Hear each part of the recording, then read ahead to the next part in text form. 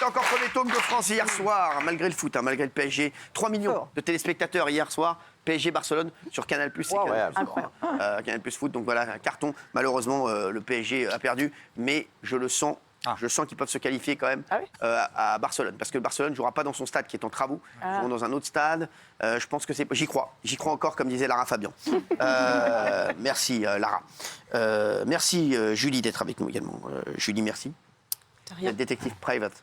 C'est quoi, mais quand on est détective privé, c'est pas gênant pour vous de faire de la télé, de venir ce soir? Non, on me pose souvent la question. Déjà, je suis fière de ma profession. Il faut aussi en parler parce que beaucoup de personnes pensent qu'elle n'existe pas. Bien sûr. Et surtout, je suis restée 10 ans dans l'ombre à faire de la filature, de la surveillance. Et maintenant, je fais un petit peu plus de direction d'agence. J'ai des équipes compétentes sur le terrain qui travaillent pour moi. D'accord. Donc vous êtes, ça y est, vous êtes passé...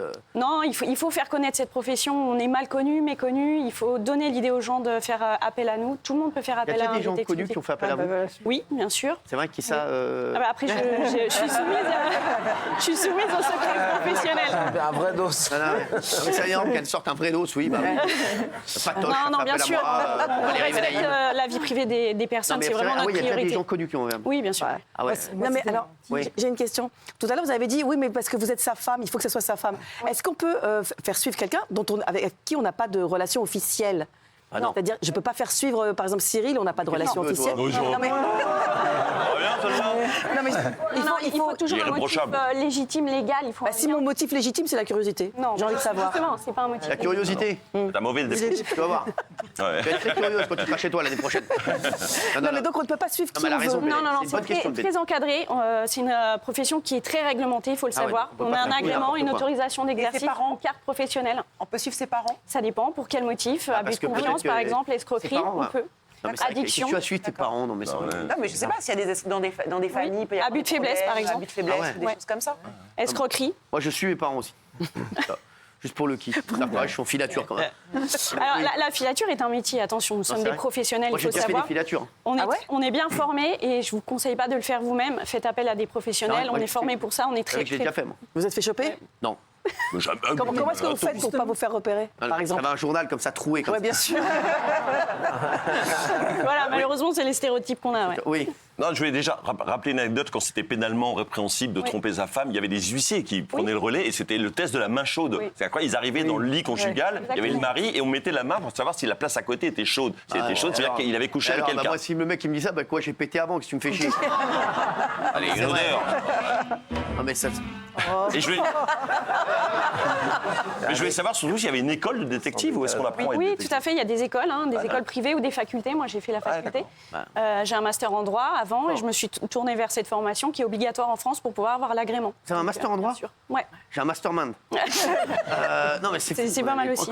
Merci, Julie. De rien. Merci, Julie, d'avoir été avec nous. Merci à vous. Et vous revenez quand vous voulez. Et si j'ai Avec quelqu'un à faire plaisir. suivre, je ferai appel à vous. Avec plaisir. Franchement, oui. Même, bien sûr, vous faites également Oui, il faut penser qu'on ne fait pas que de l'adultère. Droit commercial, droit civil. Donc les entreprises, les avocats, les particuliers peuvent faire appel à nous. Vous pouvez vous déplacer à l'étranger, par exemple au Sénégal? On peut être amené à se déplacer, ouais.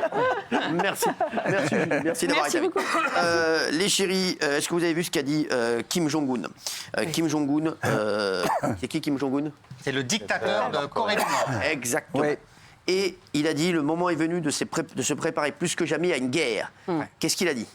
Alors moi, il me fait peur parce qu'en fait, il profite du fait que son rival, la Corée du Sud, est troublé en ce moment. Le parti au pouvoir a perdu les élections. Et comme il déteste les gens au pouvoir en Corée du Sud, il leur a dit, il se sent fort, et il dit maintenant, on va faire la guerre, et cette guerre, elle devrait être gagnée parce qu'on va être fort. Il a l'arsenal nucléaire depuis des années. Moi, il me fait peur. Il se prépare à la guerre contre la Corée du Sud, mais après, contre qui? Moi, si j'étais lui, je peux lui donner un petit conseil à Kim Jong-un, s'il vous plaît. Merci, s'il vous plaît, faites un plan large, s'il vous plaît. Oh là là. Si je peux me permettre, Kim Jong-un, avant de faire la guerre, si je peux me permettre, je pense qu'il devrait déjà passer chez le coiffeur. C'est un petit conseil que je lui donne.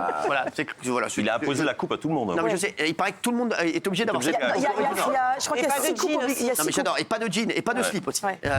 Il y a 6 coupes. Vous allez chez le coiffeur, il y a 6 portraits de lui, en fait, avec 6 coupes différentes et pas plus. Moi, je l'adorais quand il avait la coupe Enrico Macias. Un peu frisotté.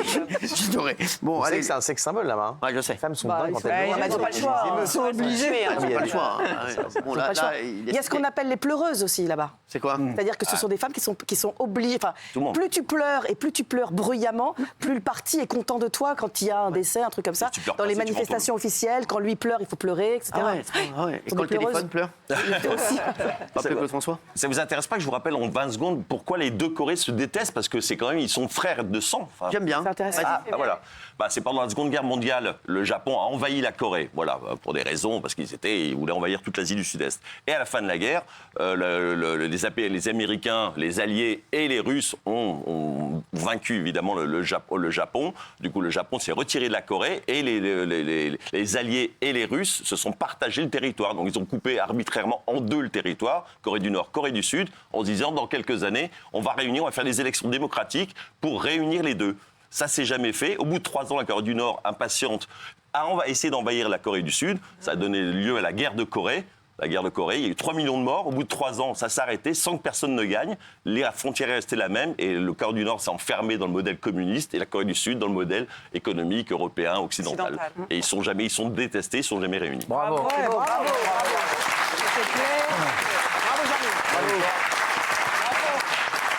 Oui, le cours d'histoire de tonton Jean-Mi, on adore.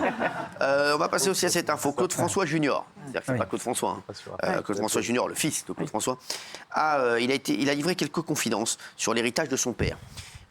Il a dit regardez ce qu'il a dit sur combien il touche d'argent sur le catalogue des chansons de son père.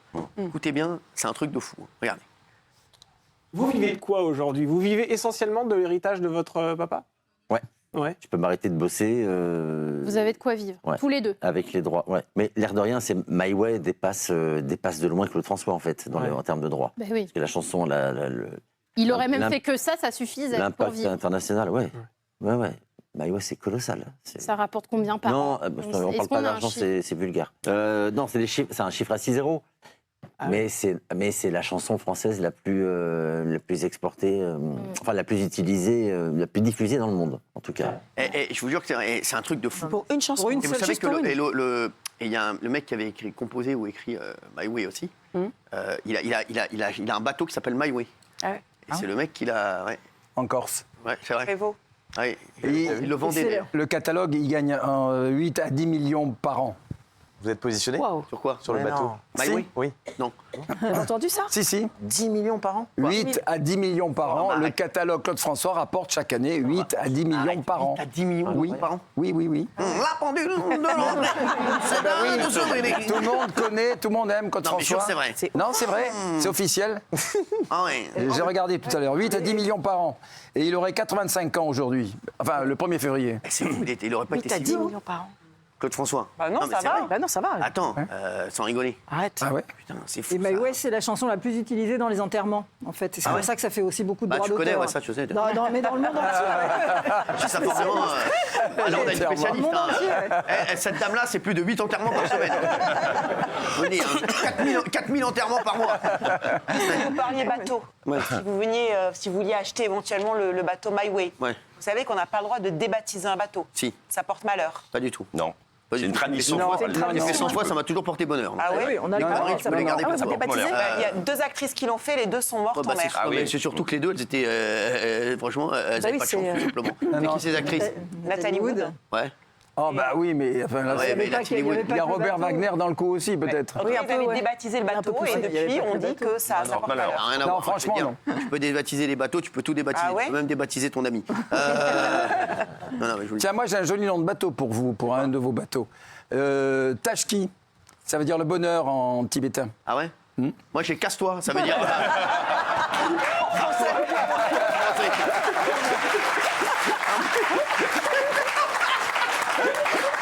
Ça veut dire barre-toi en français. Tu vois. Non, c'est beau, Tashki. J'adore ça, je suis comme un fou. j'adore ça.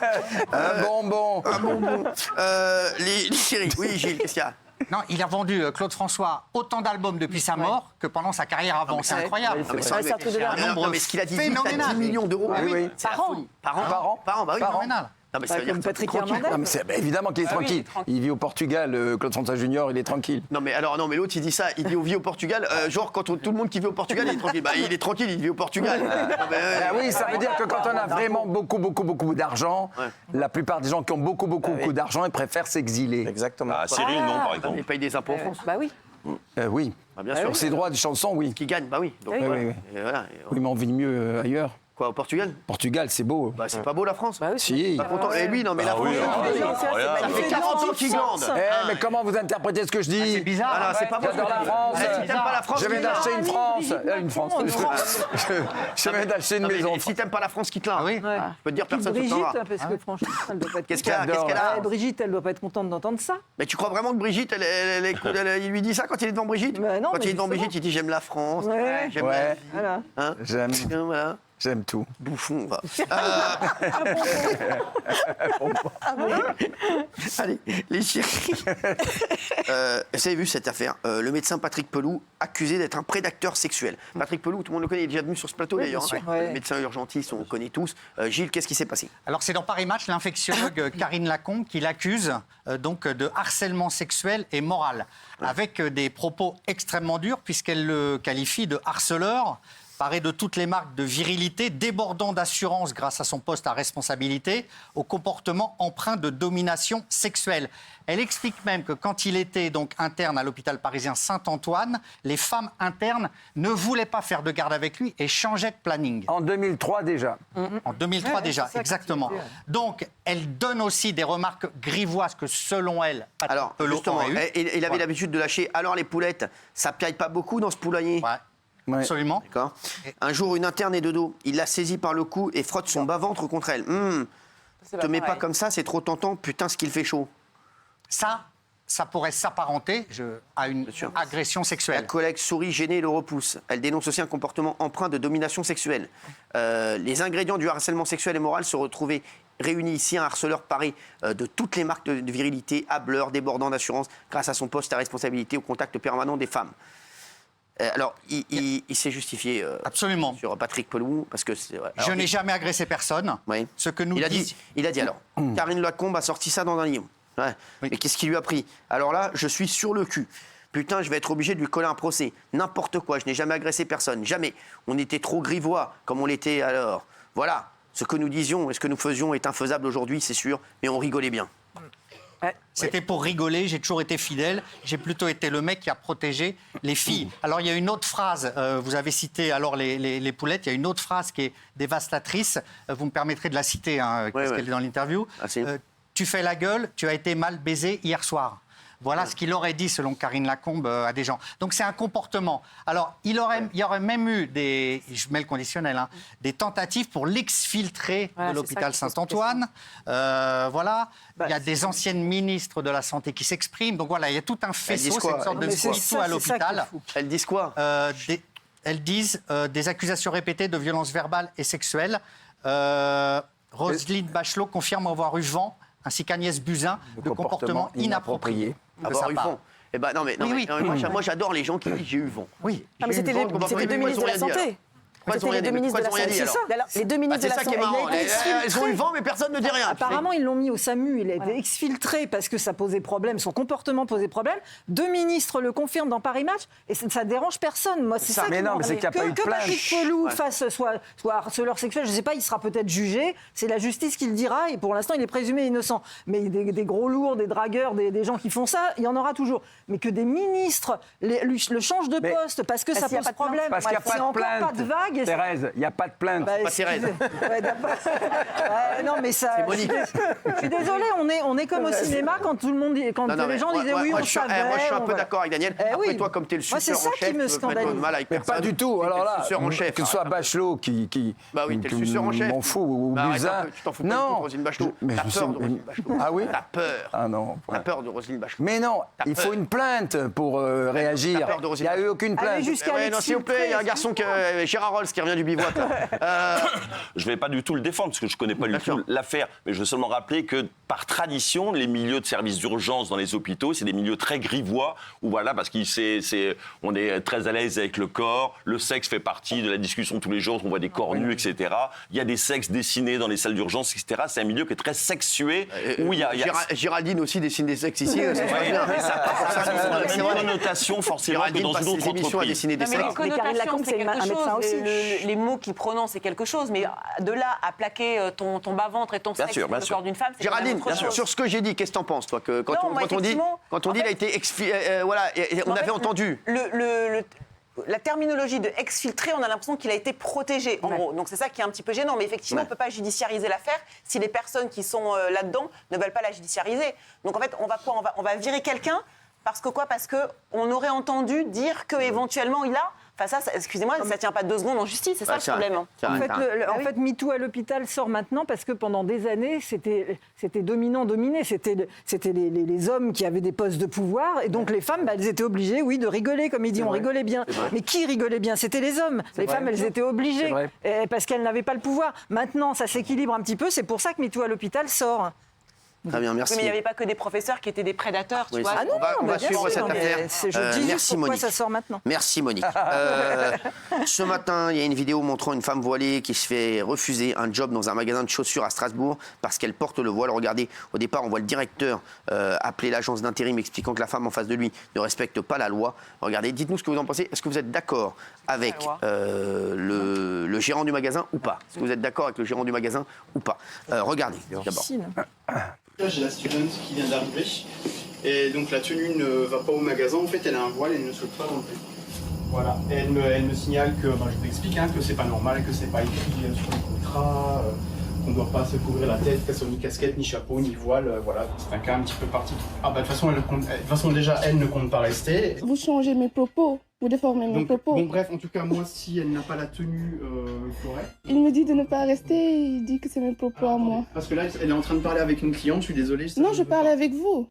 Alors, ensuite, il demande à la jeune fille de quitter les lieux, mais elle refuse, regardez. Vous n'êtes pas policier pour me dire là où je dois me mettre. Vous allez vous mettre dehors. Alors, excusez-moi, vous allez vous mettre dehors parce que c'est un lieu... Mes affaires sont en haut. Je vais attendre que vous finissiez avec Student Pop. Vous m'excusez parce que c'est une mission qui me concerne. Non, alors là, on est sur un lieu privé, donc vous récupérez vos affaires. Monsieur, je parle calmement. J'attends que vous finissiez. Ah, mais vous n'allez pas attendre que je finisse. Bien sûr. Si je vous demande de sortir, vous sortez. Non, bien sûr. J'attends que vous finissiez. Je ne peux pas sortir. Vous n'avez pas la tenue adéquate. Je ne peux pas vous garder si vous ne souhaitez pas garder la tenue adéquate. Voilà, dites ça à Student Pop, mais ne dites pas que c'est moi qui ne veux pas rester. Ah, vous m'avez dit que de toute façon, vous ne vouliez pas faire la mission comme ça. C'est vous qui me l'avez dit. Non, pas du tout. On va pas y... Pas du tout. Effectivement, il faudra trouver un autre student. Et enfin, ils finissent par s'écharper sur le sujet de la laïcité. Regardez. Vous n'avez pas la tenue adéquate, tout simplement. J'ai le voile, faut le dire. Faut passer par les mots. Exactement. Oui. Mais parce que on est en France, madame. C'est dans la loi. Moi, en magasin... Liberté, égalité, fraternité. Un pays laïque. En pays laïque. Voilà, donc, sur mon contrat, c'est pas écrit que je ne dois pas mettre le voile. Sur le contrat, c'est pas écrit que je ne dois pas mettre le voile. Moi, j'ai une collègue qui a une croix autour du cou, elle ne la montre pas non plus. C'est vous qui me criez dessus et qui me dites de partir. Et maintenant, c'est moi qui fais faire un scandale. Ne me laisse pas parler. Non, je connais ça, je sais ce que vous êtes en train de faire. Vous êtes en train de me faire passer pour ce que je ne suis pas. Et ça, je n'accepte pas. Oui. Alors, Bernard Montiel, vous avez dit oui, vous êtes d'accord avec le gérant? Je trouve ça très pénible déjà qu'elle filme. Oui. Ça veut dire que c'est prévu. Elle a prévu quelque chose. Ou elle se doutait de la réaction de ce monsieur, qui est quand même... Peut-être que ce monsieur a un règlement intérieur et il ne souhaite pas... c'est ça le truc. C'est ça la question. Et où il ne souhaite pas. C'est à lui de décider. C'est sa boutique, c'est son œuvre, c'est voilà. Mais maintenant... Il a le droit de le faire, effectivement, si c'est dans son règlement intérieur. Valérie? Oui, moi je suis allée regarder effectivement ce que dit la loi sur le port du voile au travail. Et en fait, s'il y a un règlement intérieur de l'entreprise, elle peut imposer certaines restrictions en matière de signes religieux. Donc, est-ce qu'il a déjà prévenu, lui, l'intérim, en disant attention, moi je ne veux aucun signe dans ma boutique, aucune vendeuse, ni une croix, ni un machin, ni un truc, ou est-ce qu'il n'a rien dit, auquel cas, on est un peu dans un entre-deux là. Géraldine. Du coup, oui, c'est ça, tu vois, c'est son entreprise, il fait ce qu'il veut, c'est son magasin. Donc à partir du moment où il respecte la loi et la règle, Moi, voilà, je comprends très bien et j'espère qu'il ne risque rien pour sa peau surtout. Alors, oui, Guillaume. Non, moi j'aime pas parce qu'il joue sur les mots, il dit on n'a pas le droit de porter une casquette, un couvre-chef. Ce qui le dérange clairement, c'est que ce soit le voile, c'est que ce soit connoté à la religion musulmane. Il dit on est en France ici, je trouve que ses propos sont un peu borderline. Et moi, à titre personnel, ça ne me dérangerait pas du tout. C'est pas un petit magasin, c'est une grande enseigne de voir une vendeuse qui serait voilée. Voilà, il n'y a rien de choquant là-dedans. Gilles Verdez. Non, pour moi, c'est totalement discriminatoire. Et je ne comprends pas même que ça puisse éventuellement, dans l'esprit du gérant, choquer la clientèle qu'une femme soit voilée. Parce que ce serait ça le prétexte. Ce serait que le contact avec la clientèle ne permette pas ça. Je suis extrêmement dubitatif. D'autre part, ça a l'air d'être une petite structure, Cyril, donc pas de règlement intérieur, et c'est une intérimaire, donc pas de contrat de travail. Donc je pense que légalement... Elle dit que c'est pas dans le règlement intérieur. Voilà, donc c'est ça, Il faut quand même rappeler que l'immense majorité des boutiques en France ou des entreprises interdisent le voile. Voilà, ils le stipulent dans le règlement, ils l'interdisent. Ça simplifie tout. Voilà, et ça protège aussi... Imaginez que quelqu'un rentre qui soit raciste, il pourrait s'attaquer à la vendeuse. Donc c'est aussi la protéger que de lui demander de ne pas mettre... Bien sûr que si. Bien sûr que si. Tourner le truc, c'est-à-dire que maintenant on peut pas porter le voile parce que des racistes pourraient vous attaquer. C'est pas mal de vouloir protéger ses employés aussi. Non, c'est pas oui. Excuse-moi. Non, mais Jean-Michel, donc toi, tu es d'accord avec le gérant? Ah oui, je suis d'accord avec le gérant. Après, il faut pas qu'il se mette en dehors de la loi. S'il l'a écrit dans son règlement, comme toutes les entreprises, la plupart de toutes les grandes marques. Visiblement, Gilles nous a dit que c'était pas écrit, donc du coup là non. Ah bah ça, t'as été voir le règlement? En plus, je t'ai expliqué. C'est une intermédiaire, donc une intérimaire. Donc une intérimaire, elle n'est pas sujette au règlement intérieur. Une intérimaire, pas intermédiaire. Daniel. Ouais, moi, j'étais partagée, mais c'est vrai qu'en fait, il faudrait... Enfin, tous les jours, maintenant, on a des problèmes comme ça. Il faudrait que le règlement soit très clair. Et moi, je pense que c'est l'agence d'intérim qui devrait ne pas, à ce moment-là, envoyer. Il faudrait que tout soit clair parce que le monsieur, maintenant, il a quand même il peut avoir une cible sur le dos. Et quand je vois les commentaires sur les réseaux sociaux en ce moment, quand Gilles, tu dis à Jean-Michel, tu réponds mais des racistes qui viendraient, tout ça. Mais les commentaires sont ignobles sur cette affaire et prennent parti pour le gérant. On demande aux téléspectateurs ce qu'ils en pensent. Est-ce que vous êtes d'accord avec le gérant du magasin ou pas? Raymond. Moi, je ne suis pas d'accord avec lui. Après, j'entends que c'est sa boutique, c'est son œuvre, il fait ce qu'il veut, il a travaillé toute sa vie, ça se trouve, il a 2-3 boutiques et il ne veut pas de femmes voilées. Donc là-dessus, moi, ça ne me dérange pas que tu sois voilé pour vendre des chaussures. Lui, ça le dérange.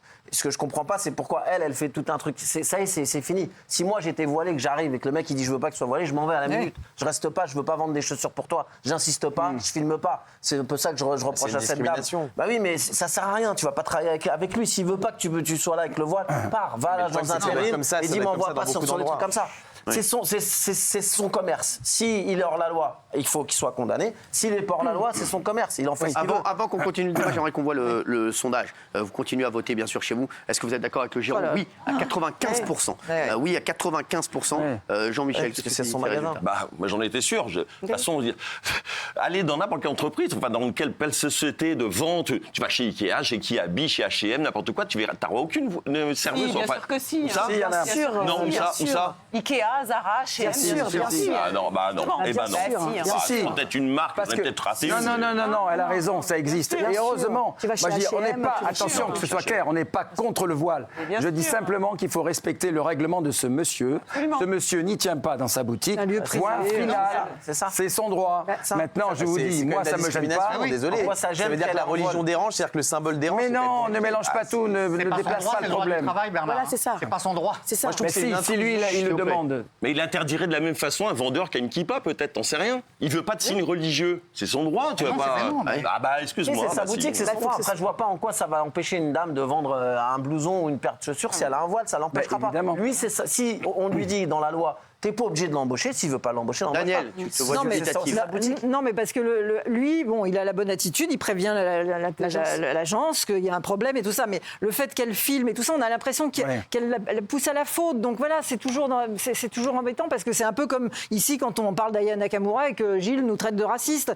C'est le problème. C'est ça. Ben oui, non, mais je suis désolée. D'ailleurs, à la fin de la vidéo, il dit vous me filmez pour essayer de me faire dire ce que je ne dis pas. Exactement. À ce moment-là, toujours ça qui est très embêtant. Moi, je pense qu'il a le droit, mais c'est parce qu'il a le droit que... Moi, je trouve que niveau moral, c'est nul de faire ça. Ah ouais. Voilà. C'est tout? Oui. Vous m'interrogez toujours en dernier, donc oui, mais c'est tout a été dit. Ouais. Prochain sujet, je vais vous interroger en premier. On va vous voir, ok? On va faire le test sur le prochain sujet. Je vous dis pas ce que c'est. Hein. Okay. vous inquiétez pas, bon, on va voir. En tout cas, 95% des gens sont d'accord avec le gérant du magasin. Les chéris, on se retrouve dans un instant, Guillaume, avec les débriefs du jour. Et on aura un Qu'est-ce que tu fais là ? Vous adorez ça de Elliot. Ça arrivera dans un instant. Un mort et un blessé grave après une attaque au couteau à Bordeaux. Que s'est-il passé ? Il y a des infos qui sont encore sorties. Et il y a Alain Bauer qui viendra nous voir, l'excellent Alain Bauer, professeur en criminologie, qui nous dira tout ce qui s'est passé exactement avec Gilles Verdez. Et puis, un des mises en cause dans l'agression d'Angèle, 91 ans, à Cannes, est de nouveau arrêté. Angèle, vous vous rappelez de cette grand-mère, elle sera avec nous sur le plateau, Angèle avec son fils. Et il y aura Bouchaïb, le père de l'un des agresseurs d'Angèle, qui sera là avec son avocat Hervé Serroussi, puisque cette affaire rebondit encore. À tout de suite.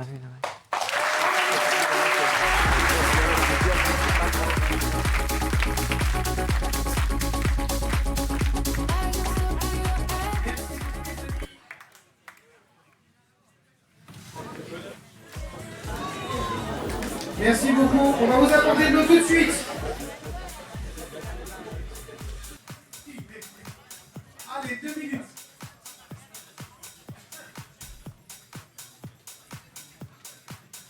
Je vous remercie. Vous êtes des amours. Vous êtes merci. Les Gauchiens, merci d'être là. Merci. Merci aux Libanais. Merci aux deux. Merci aux chefs.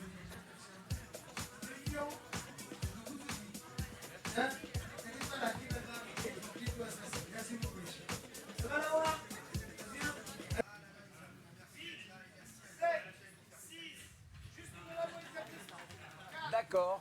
Alors là, là-dessus.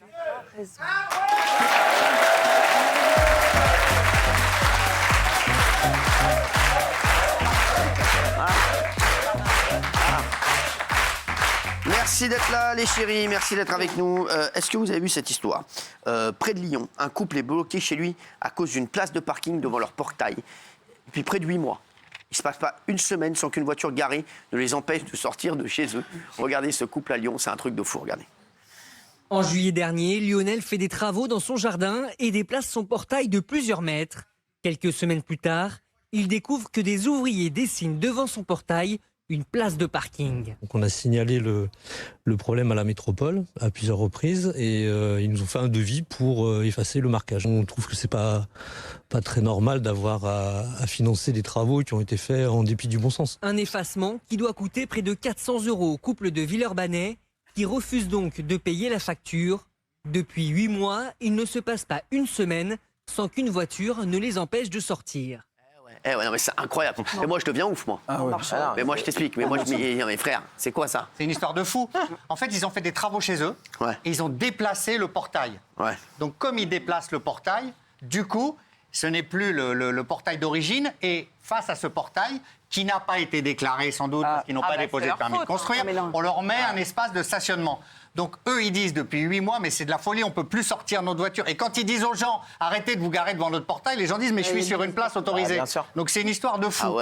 Et la métropole, pendant des mois, n'a rien voulu savoir. Et ça y est, et là, voilà, aujourd'hui, là, la métropole a dit, on va peut-être faire quelque chose, on a compris, vous n'aviez pas déposé de permis, on va vous payer les 400 € et on va faire nous-mêmes enlever la bande blanche pour qu'il n'y ait plus de place de stationnement devant le portail. Voilà. C'est en train de s'arranger, mais c'est ubuesque. 8 mois quand même. Oui, c'est logique. Vous avez vu que les beaux jours approchaient ? Non. Et ce soir, on a une grosse surprise pour vous, puisque avec notre partenaire Pin-Up Secret, le spécialiste des produits cosmétiques et capillaires que les femmes adorent, et même les hommes d'ailleurs, tout le monde adore ce spécialiste capillaire, même Mokhtar adore. On vous a préparé un jeu concours de fou. Vous scannez tout de suite le QR code qui s'affiche sur votre écran pour tenter de gagner la Totale, le tout dernier smartphone de la marque à la pomme, le 15. Pour prendre bien soin de vos cheveux, on ajoute la fameuse brosse coiffante multifonction. C'est-à-dire qu'elle peut vous coiffer de partout. Et on rajoute, écoutez-moi bien, 1 année de soins Pin-Up Secret pour vous chouchouter. Le fameux savon au lait de chèvre. Ça fait du bien. Je peux vous dire, le savon au lait de chèvre, je l'ai fait moi. J'avais une peau de chamois. Les soins visage, les soins capillaires, les soins du corps pour une valeur totale de plus de 1 000 € de soins. Pin-Up les chéris. Pour participer, c'est très simple. Vous avez tout de suite sur le compte Insta TPMPTV, vous scannez directement le QR code. Daniel, qu'est-ce que tu sais faire toi ? Très très nul en fait. Mais il y a un truc. En fait, toi, non, mais je vais donner un petit. C'est fou. Géraldine, c'est cuisiner ou pas toi ? Et voilà, il y en a une qui a tout et il y en a une qui a rien. Elle est maudite des glandes. Non, mais c'est vrai. Mais par contre, je peux donner mon plat signature. Et franchement, c'est vraiment pas cher et c'est super bon. Ma mère, elle adore. Vous faites une purée, vous ouvrez une boîte de thon au citron et vous mélangez, c'est super bon et c'est pas cher.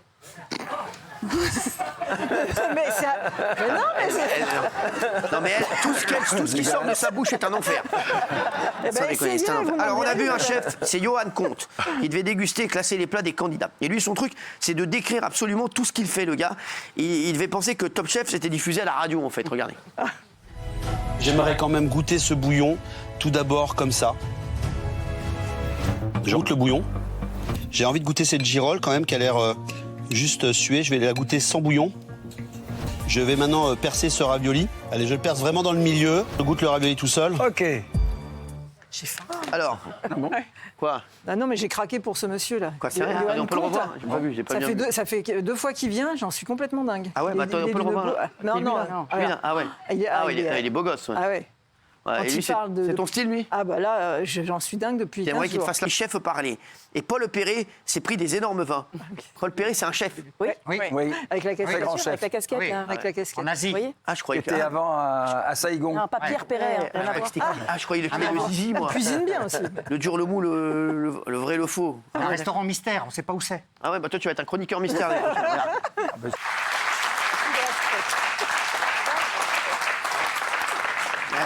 Alors, il y a un autre candidat, c'est Pierre, qui lui entendait bien les conseils de Philippe Etchebest, sauf qu'il s'en foutait total.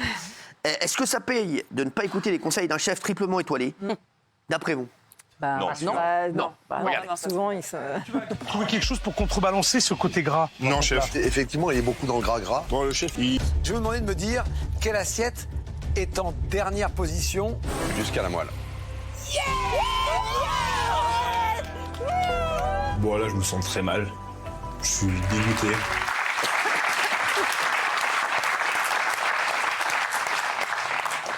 Il y a Alexandre Guerrier qui arrête pas de me regarder, là.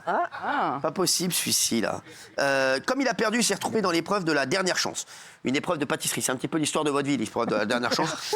Et lui, la précision de la pâtisserie, c'est pas son délire. Il fait tout au hasard. Est-ce que ça a payé, d'après vous? Non. Hein? Eh bien, regardez. J'ai fait une mousse à l'orange, voilà, pour le côté un peu onctueux. Du coup, un truc vraiment peu sucré. c'est pas sucré, c'est salé, Pierre. Ouais, c'est salé, ouais. Exact. C'est très salé quand même, Pierre. Hein. Ah ouais? Ah ouais. Il faut utiliser une balance, et ça me gonfle d'utiliser une balance. Moi, je cuisine tout souvent à l'instinct. Faut pas que je me plante parce que j'ai pas le droit à l'erreur. Ah merde. Catastrophe. D'abord, c'est un coup de cœur. Un vrai coup de cœur. Le nom de ce dessert, c'est île fondante à Grenoble. Ah ouais. C'est Pierre.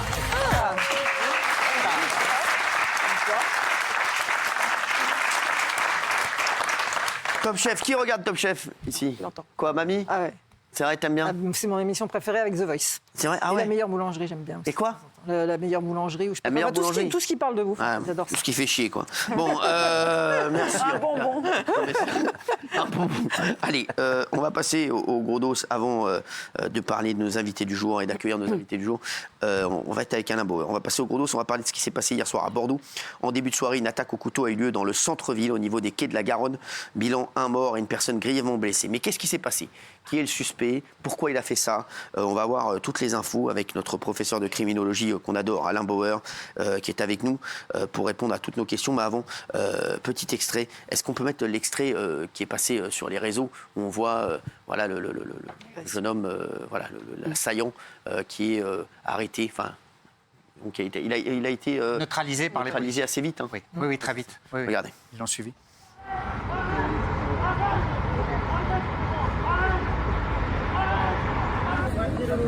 Ah, ton cabot. Les pompiers, non, les pompiers, tu plonges leur tête. Ah, ton cabot. Les pompiers. Voilà, alors, on va revenir sur ce qui s'est passé, on va revenir sur le profil de l'assaillant. Merci Alain Bauer d'être avec nous, merci beaucoup Alain. C'est un plaisir de vous voir. Je rappelle votre livre, Au bout de l'enquête, saison 2, avec Marie Drucker, les plus grandes affaires criminelles passées au crible. C'est toujours passionnant et on est très heureux à chaque fois de voir Alain Bauer. Alain, alors, est-ce que vous pouvez nous raconter ce qui s'est passé hier soir pour nos téléspectateurs? Parce que c'est vrai que nous, on était en pleine émission, moi j'arrêtais pas de recevoir des alertes. Qu'est-ce qui s'est passé? Donc à un moment, un homme en djellaba se rapproche de 2 hommes qui sont en train de boire de l'alcool dans un lieu très public. et les apostrophe, puis les agresse à main nue, puis repart de l'endroit. Les deux hommes répondent un peu surpris à coups de canettes, etc. Il revient avec un couteau, il en tue un, en blesse gravement un autre, puis repart, rajoute à la djellaba une espèce de turban. Nous sommes le soir de l'Aïd. Et la police, qui était déjà intervenue de loin au moment de la rixe initiale, le poursuit. Et alors qu'il refuse d'obtempérer, puisqu'il a toujours le couteau à la main, il est abattu par les forces de l'ordre, suivant en cela un protocole bien connu. Forces de l'ordre qui d'ailleurs ont essayé de le sauver en faisant un massage cardiaque. Donc un processus qu'on peut voir un peu plus loin. Alors il manque un petit morceau à votre vidéo. C'est ça, exactement, comme d'habitude. Il manque le arrête, arrête, arrête. Mais exactement. Dans le arrête, arrête, arrête, il y a aussi une phrase d'une des victimes qui dit « Nous sommes comme toi, nous sommes pareils ». Exactement. Essayant de justifier par la nature de son statut algérien, dont nul ne sait d'ailleurs quel est son culte, il ne le précise pas. Le fait que parlant à quelqu'un qui porte une djellaba dont il pense qu'il est soit de la même origine, soit de la même confession, on ne le sait pas, essaye de justifier ça. Or, on sait aujourd'hui que c'est l'élément qui va justement provoquer sa rage, considérant qu'il présuppose que ce sont de mauvais croyants et qui ne respectent pas les règles du culte. Parce qu'ils buvaient de l'alcool, c'est ça? Parce qu'ils buvaient de l'alcool. C'est ce qui est actuellement retenu, c'est ça. Alors, donc, ce serait... D'après la procureure qui est intervenue cet après-midi, on retient effectivement le motif, non pas terroriste, mais communautaro-islamiste, on va dire, une interprétation très rigoriste et très personnelle de la nature du fonctionnement du culte vu par cet homme d'origine afghane et qui s'est transformé en adjoint du shérif du culte et défenseur de la foi lui-même, tout seul, dans un espace qui n'est pas musulman. Donc ces règles ne s'appliquent pas quand on est hors de ce qu'on appelle Dar el-Islam, l'espace de l'islam. Deuxièmement, il ne s'applique pas uniquement parce que la vision de quelqu'un qui est un peu basané ne préjuge pas qu'il soit quoi que ce soit. Ils auraient pu être n'importe quoi d'autre. Et chez les Algériens, tout le monde n'est pas musulman et tout le monde n'est pas pratiquant.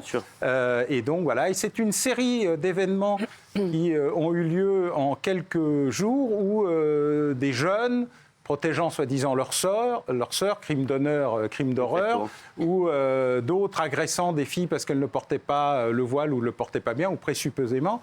Il y a eu une série d'agents opératifs visant à imposer une interprétation spécifique sur d'autres personnes qu'ils connaissent ou qu'ils ne connaissent pas, considérant qu'ils étaient tout seuls ceux qui décidaient de ce qui était bien ou mal. Alors, il y a des vidéos qui circulent sur les réseaux sociaux montrant une partie de l'agression ainsi que l'interpellation du suspect par un policier. Là, on va peut-être entendre de ce dont vous nous parliez. Il était armé d'un fusil mitrailleur. Regardez.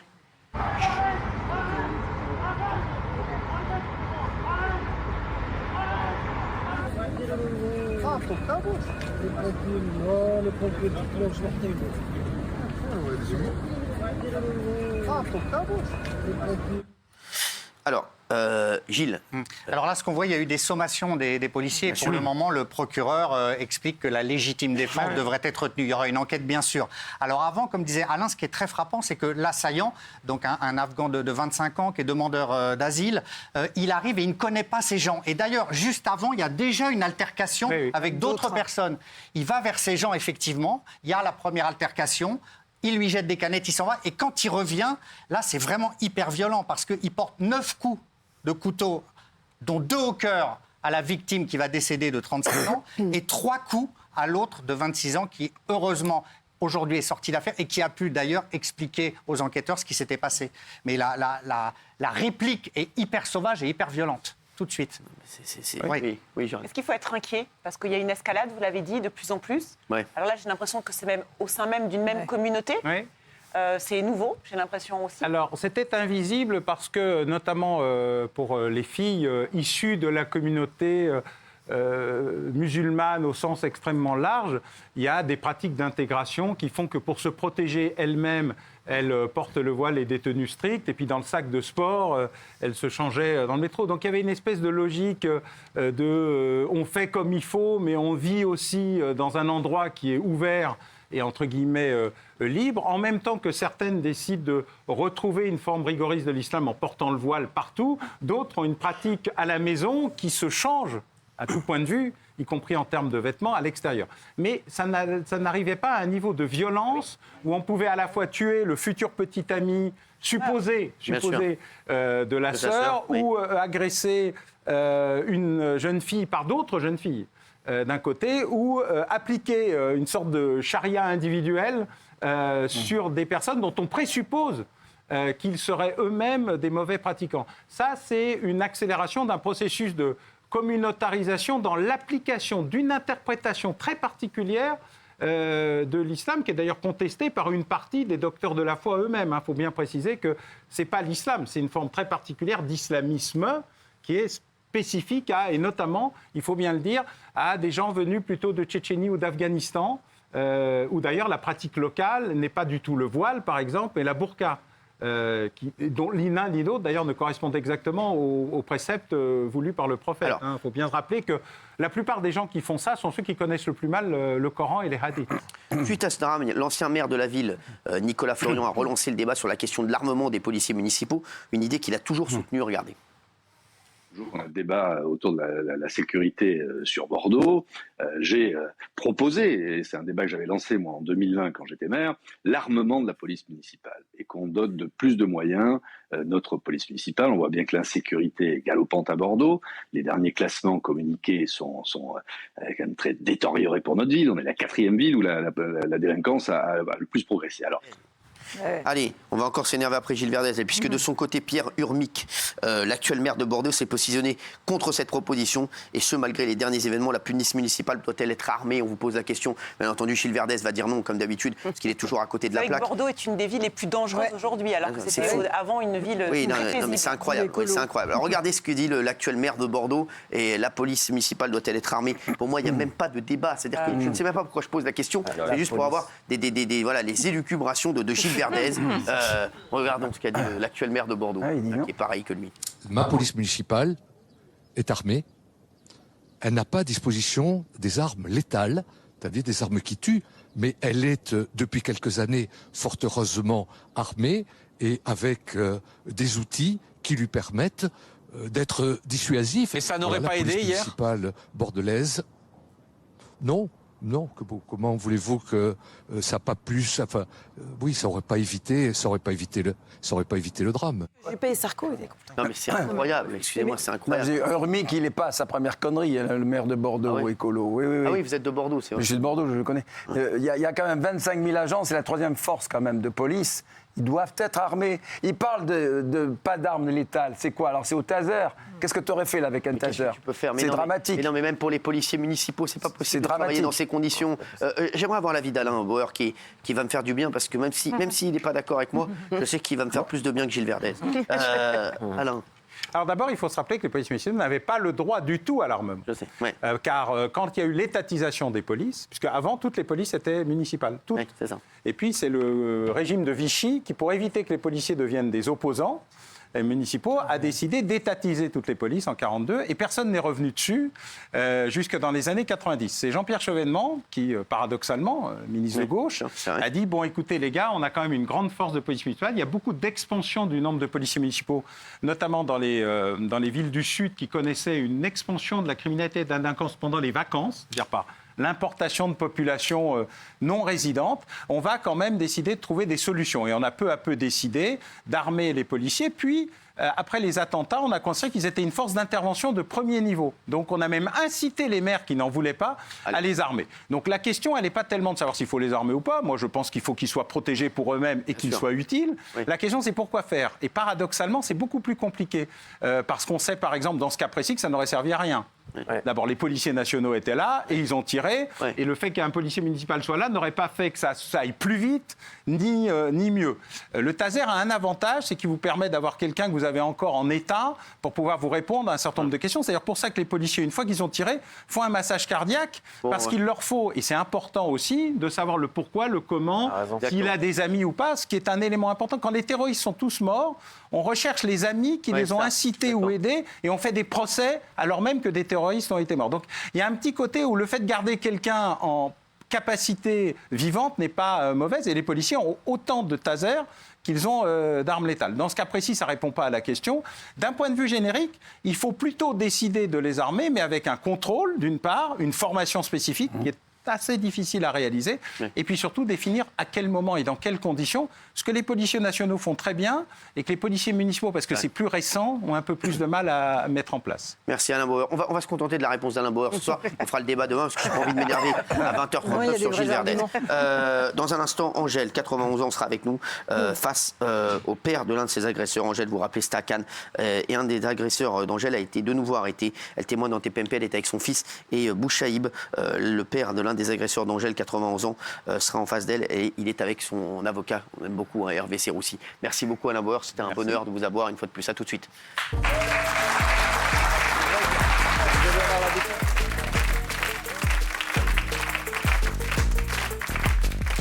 Merci les amis, pour vous lever, vous étirez, c'est la dernière coupure pub. On va revenir dans 5 minutes.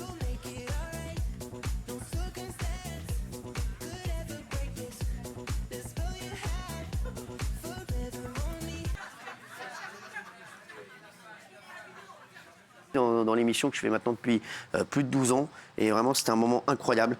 Et c'est vrai que l'agression d'Angèle, ça a été pour moi le début des démarrages de, quand je vous dis, on marche sur la tête dans ce pays. Et c'est vrai que ça a été voilà, le début, j'ai pas envie de dire, de la spirale infernale de tout ce qu'on vit tous les soirs et de tout ce qui se passe en France. Et ça continue. Et que ça continue, exactement.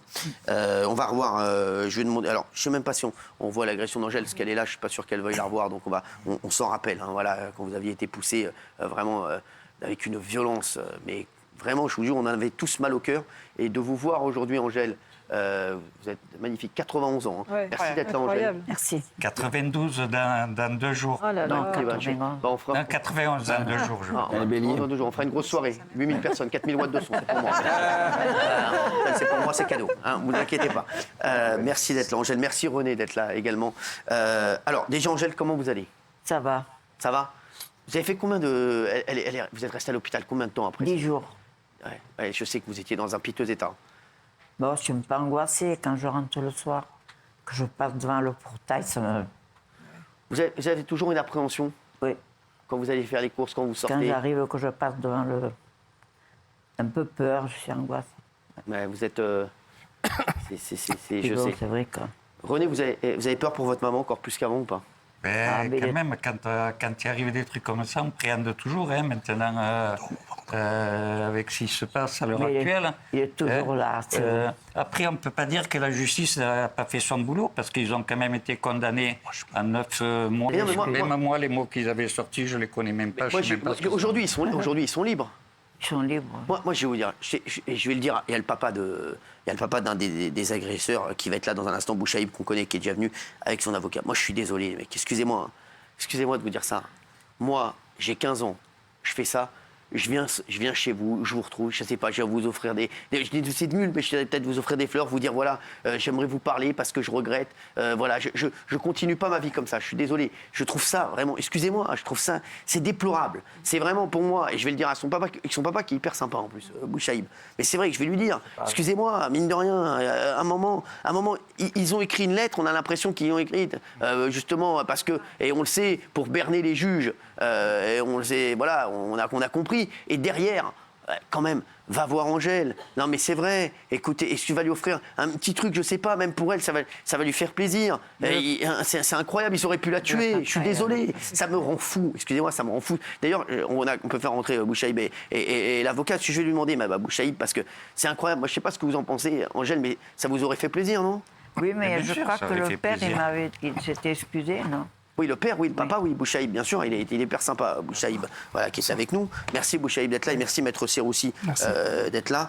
C'est vrai que cette affaire, elle ne fait que de rebondir puisque un des agresseurs, Gilles, a été encore interpellé. Oui, je crois que c'est celui qui avait filmé, qui a été interpellé sur un point de deal à 2h30 du matin par la police municipale et donc qui, à ce moment-là, les narguer un peu. Enfin voilà, il était en train de dealer. Il y avait suffisamment de drogue pour que les policiers estiment que ce n'est pas seulement pour sa consommation personnelle. Donc le maire de Cannes, qui agit beaucoup pour la sécurité de sa ville, s'est ému du fait que quelqu'un qui a agressé Angèle puisse comme ça, au vu et au su de tout le monde, dealer dans la ville, alors qu'il avait été condamné que certains avaient été condamnés pour l'agression. C'est inadmissible. Quand je dis qu'on marche sur la tête, inadmissible. Je suis désolé, moi ça me rend fou tout ça. Ça le me rend maire fou. de Cannes, il m'avait envoyé un petit mot. Bien sûr, le maire de Cannes qui a encore réagi. Mais vous vous rendez compte? Non mais moi, je veux dire, moi ce qui me rend le plus fou dans ce pays, c'est que le maire de la ville s'étonne et s'insurge contre ce qui se passe dans sa ville. Il dit, vous vous rendez compte, le mec qui a été arrêté le mec qui avait filmé, qui avait agressé Angèle, aujourd'hui, il est arrêté pour autre chose, pour trafic de drogue. Non mais le maire s'étonne. Non mais vous vous rendez compte où on en est? C'est-à-dire que même le maire se dit, moi je peux rien faire. Oui, non mais c'est ça qui est grave. Moi c'est ça qui me fait le plus de peine, c'est que vous dites, même les pouvoirs publics aujourd'hui, on dirait qu'ils sont ils peuvent rien faire. Ils sont impuissants face à ce qui se passe. Bouchaïb, merci d'être là en tout cas. Et c'est assez courageux encore une fois de votre part de venir. Et c'est vrai que vous avez été toujours, dès les premiers jours, vous vous êtes dit, je sais que vous avez regretté le geste de votre fils et que vous étiez, mine de rien, dépité de ce qui s'était passé. Et vous nous l'aviez dit ici. Et on va parler avec vous d'où vous en êtes, parce que je sais que vous avez eu des soucis aussi après, même dans votre métier. Après ce qui s'est passé. Et merci Maître Hervé Serroussi qui est toujours là. C'est vrai, en plus je le connais bien. Ah oui, vous le connaissez bien. Alors justement, c'est bien que vous vous voyez ce soir. Merci Maître Serroussi et Hervé, qui est toujours excellent et qui vient nous voir aussi. Ce soir, déjà, comment vous avez vécu le procès de votre fils, Bouchaïb? Qu'est-ce que je voulais que je vous dise? Moi, des fois, je ne sais pas m'exprimer. Je suis désolé pour Madame Angèle. C'est une femme que je connais, qui me connaît sur le marché. Je suis sur ce marché depuis 22 ans. Exactement. Est-ce qu'il faut oublier, vous êtes sur le marché de Cannes, vous travaillez sur le marché de Cannes. Vous vendez quoi? J'ai vendu des habits d'enfants, j'ai vendu des chaussures, là je vendais des bazars. Et j'ai mes clients qui m'aiment beaucoup, que j'aime beaucoup. Il me dira Madame Angèle. Ça fait combien d'années que vous étiez sur le marché? Depuis 2001. Ah oui, d'accord. Depuis 2001 que je travaille sur le marché. Ah ouais. D'accord. Et vous connaissiez Madame Angèle? Très bien, très bien. Elle venait tous les samedis chez moi. Oui, je venais. Elle venait tous les samedis voir au marché? Oui. Mais justement, parce que c'est important là que vous soyez là ce soir, parce que c'est incroyable. Je ne savais pas que vous la connaissiez aussi bien. Quand vous avez vu ça, en plus vous la connaissez, mais c'est quoi? Comment on peut réagir à ça quand on sait que c'est son fils qui a fait ça? Sanouna, moi je suis un petit peu comme... C'est-à-dire je ne suis pas bien à parler. Ouais. Et c'est pour ça que j'ai écrit une lettre à... Si vous voulez bien me permettre de la lire. Avec plaisir. Pour Madame Angèle et pour... Allez-y, Bouchaïb, il n'y a aucun problème. Voilà. C'est trop bien. Madame Angèle, c'est bien tous les deux. Oui. Mon fils a commis un acte grave. Il a intenté à votre intégrité physique en vous portant un violent coup. J'espère avant toute chose, chère madame, que votre santé va mieux. On se connaît sur le marché, vous nous connaissez, on n'est pas des gens mauvais. Mon fils avait 14 ans lorsqu'il vous a agressé, mais son jeune âge n'excuse en rien ce que vous avez vécu. Sachez pourtant que ce n'est pas l'éducation que je lui ai donnée. Depuis, mon fils était arrêté, jugé, enfermé depuis le premier jour dans un centre spécialisé et très éloigné de sa famille. Et là, il mérite ça. Son geste fou a été repris par tous les médias de France. Rajoutant la honte. Je viens de le dire, voilà. D'accord. C'est important que vous le sachiez. D'accord. Évidemment qu'il est, il a dit, Bouchaïb, très clairement, la seule victime dans cette affaire, c'est Madame Angèle, il n'y en a pas d'autre. C'est vrai que malheureusement, Bouchaïb s'exprimait pas très bien avec l'émotion d'un père, avec j'allais dire le cœur, alors qu'en réalité, il fallait parler à ce moment-là peut-être différemment. Et on va dire, c'est vrai qu'il y a tout un pan médiatique, toute une fachosphère. La réalité, elle est là, parce que sur Twitter, notamment, et sur les réseaux sociaux, ça a été une catastrophe pour sa famille, pour ses origines, pour sa communauté, pour tout ce qu'il représente. Et du jour au lendemain, c'est vrai que cette page, elle a été aussi pour lui très difficile à vivre. Mais je ne suis pas là du tout pour l'accabler. La seule victime, et il a dit, c'est Madame Angèle. La réalité, c'est que les conséquences de l'acte de son fils ont eu des conséquences évidentes pour Madame Angèle, mais la seconde victime, finalement, c'est toute la famille Bouchaïb. Nous, je veux dire, quand on a vu ça, je vous jure, moi, quand j'avais reçu René, on était persuadés, et Angèle, c'est un miracle que vous soyez encore là. Je ne suis pas rancunière, ça ne m'a pas... Non, mais c'est pas d'être rancunière, de toute façon. René, je sais que vous étiez... Si au fils du monsieur, ça lui a servi de leçon, que là, maintenant, quand même, il part un peu dans le droit chemin, pas comme son collègue, là, qui truc, ça va, quoi. On pardonne, ça va, elle est là. Mais s'il fait pareil que son petit ami, là, voilà, quoi, il y a un problème, quoi. C'est le cas, René, c'est le cas. Il en est où, là? C'est parce que qu'est-ce qu'il faisait l'autre à 2h du matin? Les parents, ils sont où là? Ils sont où les parents? Est-ce qu'ils se fréquentent toujours? On me dit qu'il ne faut pas condamner les parents, mais attends, là, il y a quand même une part de truc qui est... Est-ce qu'ils se fréquentent toujours? Non. Ils n'ont pas le droit déjà. D'accord, ils n'ont pas le droit d'ailleurs de se fréquenter. Mais c'est vrai que l'un des coupables a été interpellé là. Il y a... Encore mineur, il revient et il deal à 2h30 du matin cocaïne ou cannabis, plus que consommation personnelle. Ça, c'est extrêmement choquant. Au moins, dans ces cas-là, ils avaient manqué d'empathie au tribunal. C'est pour ça qu'il y avait eu la lettre. On se souvient très bien, les enquêteurs avaient relevé leur froideur à ces trois-là. Ils disaient ils manquent d'empathie. Au moins qu'après, ça rentre dans leur tête, qu'ils arrêtent, mais que l'un d'entre eux soit arrêté en train de dealer, moi, je suis extrêmement choqué, quoi. Extrêmement choqué. Pourquoi ils se gêneraient, en fait? René et Angèle, est-ce que, aujourd'hui, vous en êtes tout dans votre tête? Est-ce que vous êtes prêt à comprendre Bouchaïb? Est-ce que vous êtes prêt à le pardonner? Oui, bien sûr, monsieur, bien sûr. Mais à condition quand même que le fils, il ait compris la leçon et puis qu'il parte d'un droit chemin, quoi. Ça me ferait plaisir. Non, le père, je le connais. On voit que la justice a fait quand même son travail et puis que ça n'a pas servi de leçon. Il y en a un qui recommence. Si le deuxième recommence aussi, le troisième aussi, on marche vraiment sur la tête, comme tu dis, Cyril. Est-ce qu'aujourd'hui, Bouchaïb, est-ce que votre fils, vous sentez qu'il y a eu une prise de conscience? C'est ce que disait René. Est-ce que vous sentez qu'il y a une prise de conscience chez votre fils?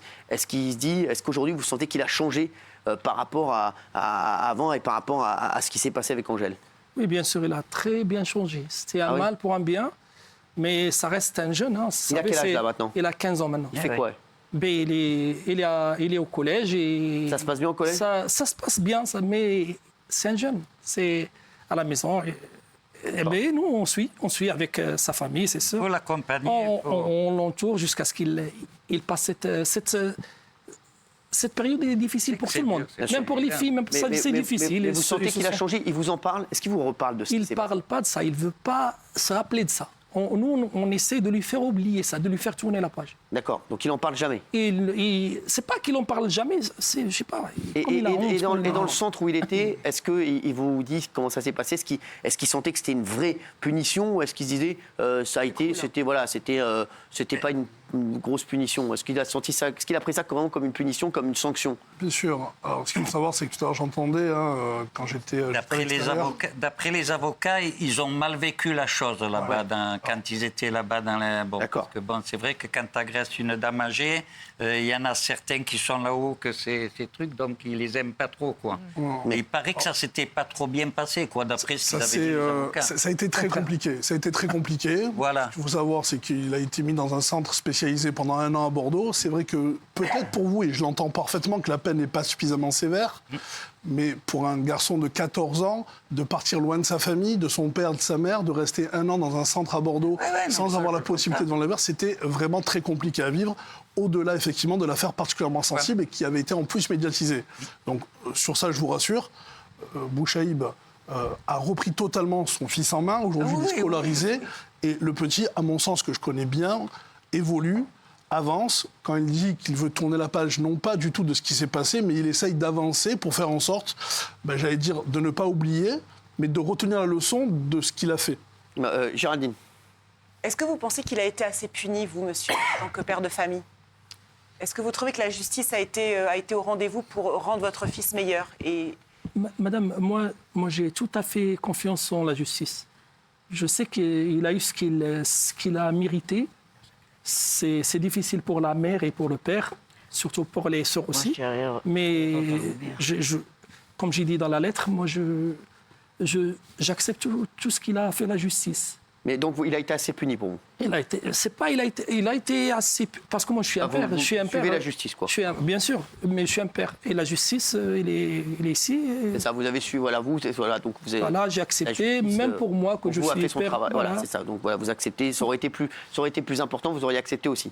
C'est sûr, sûr et certain, bien sûr. Ce qui est sûr aussi, hein, c'est qu'il n'a pas fait appel de la décision de Bouchaïb au nom de son fils. C'est-à-dire qu'il a accepté immédiatement que la justice soit saisie et la condamnation que son fils a eue.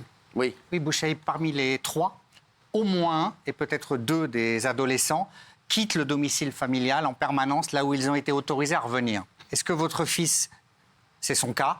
Ou est-ce que maintenant, il est chez lui, sous votre surveillance, il ne bouge plus? Mon fils, je ne peux pas le surveiller, mais il est toujours à la maison. Toujours, tout le temps, toute la journée et toute la nuit. Ses sœurs, ils lui ont acheté des trucs pour qu'il reste dans sa chambre. On est en train de l'entourer pour qu'il soit bien. C'est pas facile. On ne va pas l'enchaîner, mais c'est un grand changement. Il y a un grand changement. René et Angèle, est-ce que ça vous rassure d'entendre tout ça? Oui. Oui, moi j'espère que justement ces jeunes, ils se remettent dans le droit chemin. Bien sûr que ça me rassure un peu, mais bon, quand je vois que l'autre, il se barre déjà, bon, je suis quand même douteux un peu, quoi. Hein. Déjà, bon, quand les arguments qu'ils avaient sortis et tout, je savais que de toute façon, celui-là qui vient de choper, là, il se foutait un peu de nous, là. Il se baladait au tribunal, il allait, il venait dans le tribunal, il nous matait comme ça, là, il faisait le mariole. Déjà, j'avais déjà pensé qu'il allait recommencer de suite. Hein. Ouais. Et le papa, par contre, il n'était pas d'accord du jugement. En sortant du tribunal, il a un peu râlé que son fils prenait un an de sursis. Le papa de celui-là là, qui vient de choper. Là. En sortant du tribunal, il a dit « Ah, putain, il a l'air de dire... » Moi, je dis la vérité devant Bouchaïb et devant Maître Serroussi. Voilà, là-dessus, je les aime beaucoup. Moi, je trouve que la justice a été clémente. Je le dis, hein, voilà, je trouve qu'elle a été assez clémente parce que je pense qu'il aurait pu vraiment avoir un homicide involontaire, je ne sais pas comment on dit, mais c'est vrai que si elle avait, Angèle, ça a été extrêmement violent et que vous me dites que l'un des papas, lui, se plaigne de la sanction qui est tombée d'1 an avec sursis, je suis désolé, je trouve que c'est vraiment un moindre mal, mais vraiment. Et c'est vrai que vous avez entendu, Bouchaïb, lui, il acceptait donc ce que la justice avait décidé. On est d'accord. Pour vous, c'est. Je suis d'accord avec vous. D'autant que le comportement. Alors, je ne cite pas votre enfant particulier, mais le comportement à l'audience, donc du père, vous nous le révélez, mais même des jeunes étaient hautains, arrogants. Ils ne s'étaient pas vraiment excusés. Leur lettre avait été dictée par des avocats. Pas de remords, une froideur. Il est monté une équipe pour nous lyncher. Hein. Il est venu à la municipale à un moment donné parce qu'il prenait les instincteurs. Il était monté une équipe là, de jeunes. Ouais. Il nous a accompagnés à la voiture. Et moi, quand je descends à l'avocat pour chercher ma mère, moi, les petits jeux, la racaille qu'il y a là, ils me matent comme ça, moi. Ah ouais. Mais bon, moi, je peux me défendre, je m'en fous, moi. Encore aujourd'hui il vous regarde comme ça? Il n'y a pas longtemps, quand je suis descendu, il a baissé le froc pour me montrer son cul. Et puis bon, il me mate, mais bon... d'accord. Ouais, mais parce qu'ils m'ont vu, moi. Hein, bon, pour moi... Ils n'aiment pas quand on parle de... Ça vous gêne, ça, ou pas, au quotidien? Par contre, après, il y a beaucoup de personnes qui m'arrêtent et qui me disent « c'est bien ce que tu as dit, c'est bien ce que tu as fait ». Voilà, il y a beaucoup de personnes qui ont... L'important, comme on le dit depuis le début, c'est Angèle. C'est Angèle, l'important. Angèle, elle est là. Est-ce qu'aujourd'hui, vous avez repris une activité normale, une vie normale? Oui, tranquille chez moi. Après, moi, je m'en fous s'ils veulent m'agresser à moi. Tranquille. J'ai une famille autour de moi, mes enfants, mes petits-enfants. Vous y repensez ou pas du tout? Quand j'arrive chez moi, des fois que je le vois. Mais sinon, vous arrivez, ça y est, Ça va. Oui. C'est derrière vous? Oui.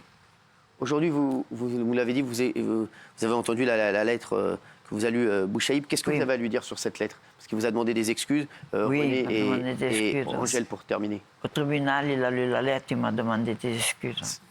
Qu'est-ce que vous lui diriez aujourd'hui? Moi, j'ai pardonné. Vous avez pardonné? Oui. Merci. Vous avez pardonné ce soir, vous pouvez le dire? Oui.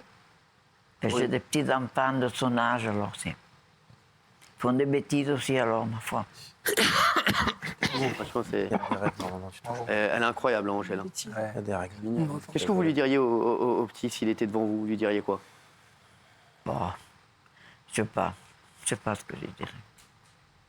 Il fallait pas le faire. Moi, j'avais rien fait. Mais... Ouais. Ah, c'est pas grave. Bon. Je suis pas en colère, moi. Je peux pas. Vous n'arrivez pas à être en colère? Non. C'est incroyable. Bah, c'est tout à votre honneur. Merci, Angèle, d'avoir été là. Merci, Aurélie. Merci, Maître Serroussi. Merci. Il y a un petit-fils de 14 ans aussi. Exactement. Vrai. Merci. En tout cas, il n'y a que la vérité qui compte tout de suite. Merci. Merci.